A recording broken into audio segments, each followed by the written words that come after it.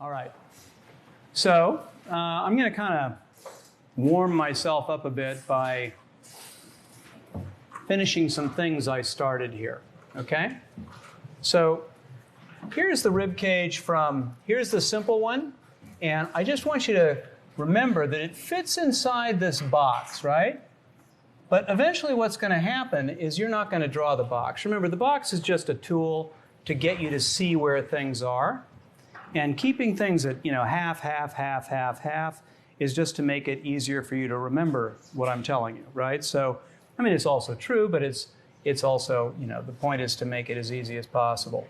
The other thing to keep in mind is that the actual shoulders and arms begin inside the box, because one of the things that happens is people make shoulders too big, okay? So if a model has big shoulders, suddenly everyone's the Hulk, right? So here we're going to take the rib cage. It's higher in the back. This is flattish. We come forward. The lowest attached rib is here. The rib cage is actually fairly round in the back and flattens out here. Again, this is going to the back. It's a curved surface, so you actually see a little bit of the scapula there. And then here, the spinal column's quite thick. This comes forward. These things line up pretty well here in the front. So this lowest attached rib to here. And then, again, we get into here, to here. This comes into here. And the rear end actually adds a lot of shape. Okay? All right, now, this is a guy. He's standing up fairly straight.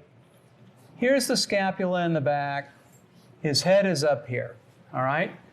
Now, there's a little bit of sexual differentiation, just like there is here, that occurs when we draw women as opposed to guys, okay? So women's hip bones are a little bit wider like this, and they angle a little bit more forward like this. So guys are kind of like a bowl, and women are a little bit more like this, and it angles a little bit forward like this, okay? It's not a huge difference, right? But small differences have huge effects, okay? So it's just a slight thing, and what it causes is a ripple effect. So what you get is a curvature in the front, which leads to more curvature in the spine here that goes like this, see? The hips angle down a little bit. See how that already looks like a woman? Okay? And then there's another big difference. Men's legs roll out like this. A woman's legs tend to come out straight like this. Okay, just go boom, just like that. Also, when women reach maturity, their rear ends stick out a little bit more. And actually, it's not at all uncommon if you go to, say, the beach or something and look at young people especially to see, a young woman walking along with her boyfriend, and you'll notice that her upper legs will frequently be thicker than his. Okay, and it doesn't mean that she's heavy. It's just that women have very powerful upper leg muscles. I read a while back that a woman could generate a 2,000 pound per square inch kick with her legs, which was frightening to hear. But, an effective tool, I imagine. So here we come up to here, bring this back, smaller.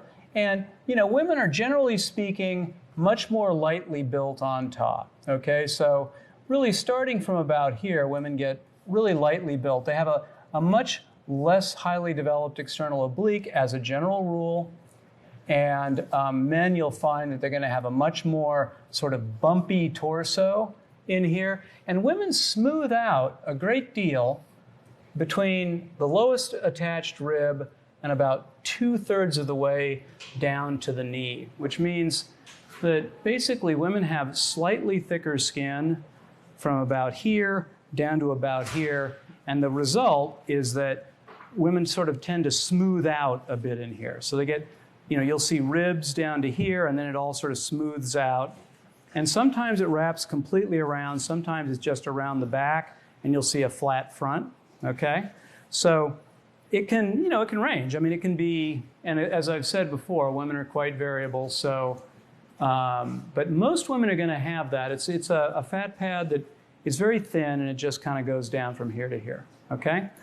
Women will also have fat pads on the back of the arms, on the back of the knee, interestingly, and on the calf. So, one reason that women smooth out more and men tend to be bumpy is because of that, the distribution of fat pads. That said, I gave this lecture one time at Art Center, and then I had a retired Cirque du Soleil tumbler who was a woman come in and pose for us, and she had, as far as I could tell, 0 fat content on her body. I mean, it was, so these things are, and I really want to be clear about it, these things are just generalizations because it gives you an idea and then you work off the idea. That's really all it's about. Okay? All right. So, when we start putting these things together, you're going to see that here's the rib cage from the side. The rib cage from the side is flattish on the front, as I said. Lowest attached rib comes around. This is going to be flat on the side. Okay? It's not going to be quite that round. And then here is the clavicle coming in and this coming up to the top. All right? Okay. So, here, when I keep returning to this thing. Right in here, this in here is your trapezius, and it's a column that's going up your back. It also comes over here, comes down your scapula, crosses the scapula, and comes down and attaches down here. This comes over here, comes down, and attaches down here. I forget the number exactly, but it's just above the lowest attached rib. And down here, and all through here is the erector spinae group, but right in here is where it gets thick. So the important thing to keep in mind is right in this area, right in here, is where the back muscle, the erector spinae group, it goes all the way up your spine, gets thick. And the reason it gets thick in here is because there's no armature. This has an armature, this has an armature. In here, the muscles have to hold the body up, right? That's why they say your stomach is the front of your back, because these here are holding you up, okay? Then we come in here, and we're going to get the latissimus, and it actually passes over the tip of the scapula, and it comes and attaches on the front of the arm. There's a little gap in here, and it comes up like this, and it actually inserts between the ribs on the way up. So it actually is inserting in here the whole way up. It's coming over here, inserting, and you'll see it going over the scapula, on the far side. So it'll be down here more. Okay? Everybody see what I'm talking about here? Pretty good? All right. Okay. So it gives you this shape that we're familiar with. It basically is a shape that goes like this, in, up, like this, and then you have a shape that goes like this, and some of the books show it like this, some of the books fill it in, just depending. There's a lot of membrane in there that holds everything in place. It depends on whether they want to show the membrane or not. So, and then in here is where the scapula is. See, so the scapula is in here.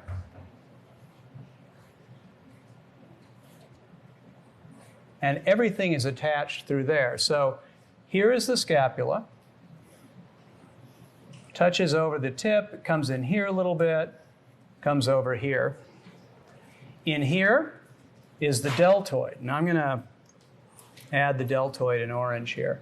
The deltoid pulls from the back And remember, the deltoid attaches like this on the side, and there are 3 heads to the deltoid. There's the medial head. It's the longest. There's the front, which goes like this, pulls off the clavicle. And then there's the one in the back, which goes like this. And so it's a 3-part structure, and it has to get underneath the ball joint. So it goes underneath the ball joint, so you actually see it go like that. So here, this is going to go like this. This has to get underneath the ball joint, and then you're going to see a little bit in the front. Okay? Pulling over. All right, I was saying during the break that when I do the fancy anatomy drawings, it's when students are drawing, so I have more time to do it. So it's a little bit faster here. So just so you know. So come in here. I'm going to mark this in so it's kind of easy for you to see. So this is the trapezius up here. Okay? In here. And right in here is where the infraspinatus is, teres minor, teres major. Okay? And so it's infraspinatus, teres minor, teres major. Okay? So to study anatomy properly, you're going to have to take an entire term to break this stuff down. So it's a 15-week process. I recommend, once you know how to draw, take an anatomy class or study it out of books. I really do think, I learned it out of books and I think it worked just fine. Okay? So this is attaching down here. Then the external oblique is here. This is the muscle that you have on the side of your body. It's the Wolverine muscle. So Hugh Jackman had enormous external oblique on, in all those movies. So it fits in here, and you have a little gap right here. So here, tailbone.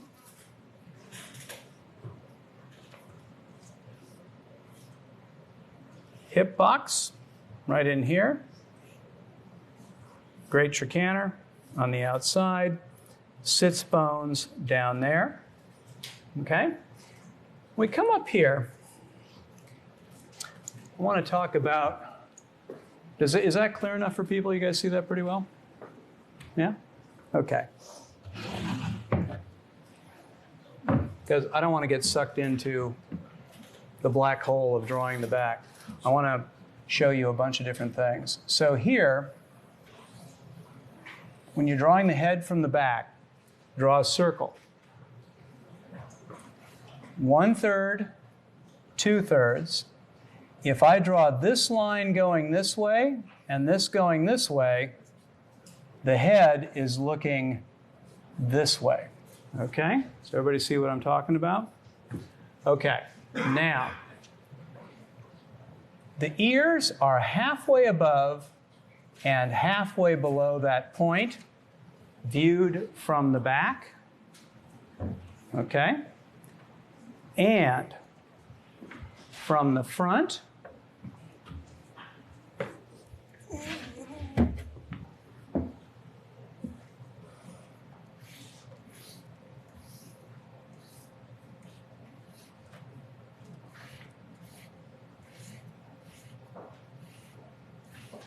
okay.